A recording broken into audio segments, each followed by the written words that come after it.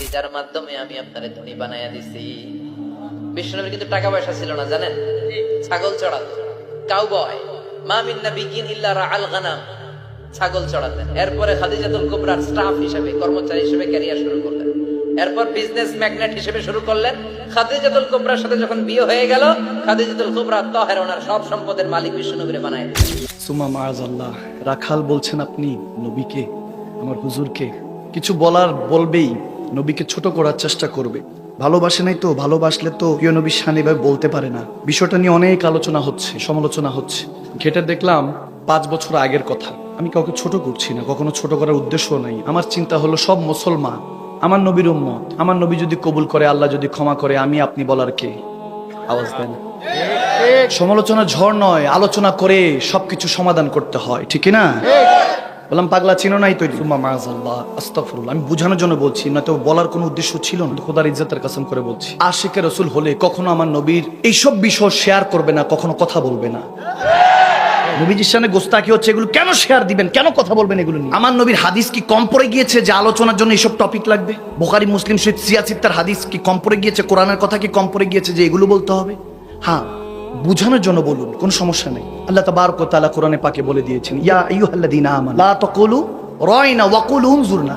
আমার আল্লাহ সাহাবাদেরকে শিখাচ্ছেন, হে মুমিনরা। কারণ সাহাবা রাসূলুল্লাহ নবীকে ভালোবেসে মুমিন হয়ে গিয়েছেন। সুবহানাল্লাহ। রয়নার মিনিং আমার দিকে দেখেন, সাহাবার ওই নিয়ত করেই বলেছেন। কিন্তু রয়নার আরেকটা মিনিং কাফেররা উদ্দেশ্য করে বলতো, রাখাল সুম্মা মাআযাল্লাহ, বকরি চড়ানে বালা। আমার আল্লাহ কোরআনে বলতেছেন, আপনি বলুন সাহাবাদেরকে, ইয়া রাসূলুল্লাহ, যে মুমিন যদি হও রয়না বলবা না, উনজুর না বলবা। ইয়া রাসূলুল্লাহ, আপনার দয়ার নজর দেন। সুবহানাল্লাহ, আপনার দয়ার নজর আমাদের দিকে তাকান। অর্থাৎ রয়না অর্থ দয়ার নজরে তাকান, উনজুর না অর্থ দয়ার নজরে। কিন্তু রয়নার একটা মিনিং রাখাল, এজন্য আমার আল্লাহ বলছেন এটা বলো না, এটা কাফেরদের জবান। এই রাখাল যে বলবে কিংবা আমার নবীর শানকে যে ছোট করবে, তারা কাফের, ঠিক না? যিনি বলেছেন উনি হয়তোবা বুঝানোর জন্য বলেছেন, উদ্দেশ্যমূলক ভাবে জীবন আমার নবীকে ছোট করে না, এটা আমার বিশ্বাস। কারণ মুসলমান যদি কলমা পড়ে থাকে, নবীকে কখনো ছোট করতে পারে? এটা নিয়ে এত মাতামাতি, এত সমালোচনা, আলোচনা কেন?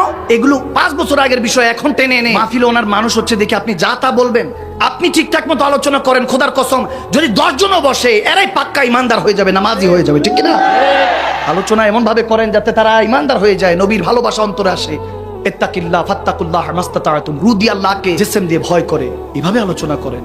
বুঝি না, আমার মাথায় ঢুকে না যে আলোচনাগুলি কেমন জানি হয়ে গিয়েছে। এখন সব আলোচনা না, সব হল সমালোচনা। যখন কেউ এরকম বলে, তখন আমি বলি, তুমি বলতেছো আমার নবী বকরি চড়িয়েছেন, তুমি রাখাল দেখছো, কিন্তু আশিকের দিল তো দেখতেছে তিনি মা হালিমার বকরি চড়ান নাই, বরং বকরিরা আমার নবীর কাছে আশ্রয় পেয়েছে। সুবহানাল্লাহ। তুমি দেখছো মা খাদিজাতুল কুবরার কাছে আমার নবী চাকরি করেছে, না না, আমরা দেখছি যে মা খাদিজাকে সবাই কটাক্ষ করত, ওনার অতীতকে নিয়ে হেঁটে তেনাকে অনেক সমালোচনা করত। তেনাকে আমার নবী ভালোবেসে আপন করে নিয়ে মুমিনদের মা বানিয়ে দিয়েছেন। সুবহানাল্লাহ।